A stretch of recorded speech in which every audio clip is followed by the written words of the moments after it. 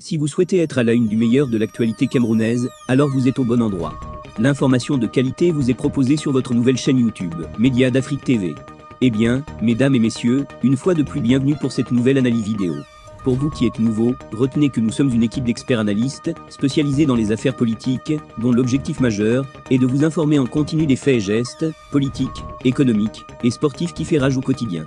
Bien sûr, il suffit de vous abonner et d'activer la petite cloche pour rester toujours à l'écoute de la une. À noter aussi que vos commentaires sont toujours les bienvenus. L'heure est grave. La nomination de Marc Bry, nouveau coach de l'équipe nationale du Cameroun par le gouvernement camerounais, crée une tension entre Eto'o fils, Fekafou, et son papa, Paul Biya, gouvernement. Lire le texte du lanceur d'alerte Paul Chouta.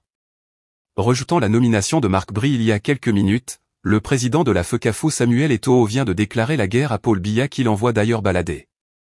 Le président de la Fekafou est clair. Il l'a clairement dit au ministre des Sports, à qui Paul Biya a donné l'ordre de nommer un nouveau coach des Lions indomptables et certains membres du staff technique, qu'il ne respectera pas cette décision.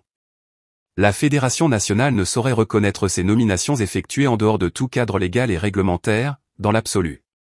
La Fekafou ne saurait être partie prenante de cet acte dénué de tout fondement légal et ne saurait transiger avec les règlements supranationaux et, encore moins, avec les dispositions légales et réglementaires en vigueur dans notre pays.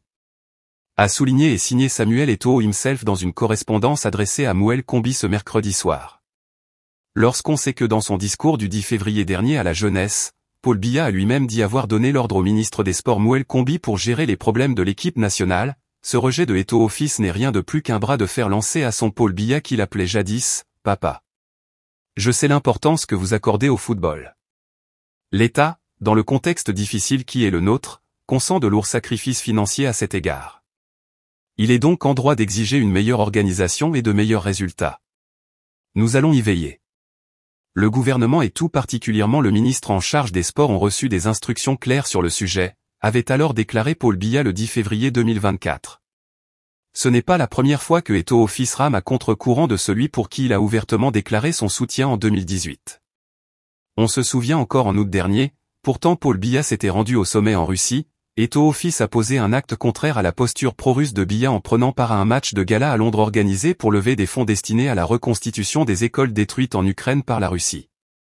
Un acte militant en faveur de l'Ukraine mal apprécié par ses amis et complices du régime Biya.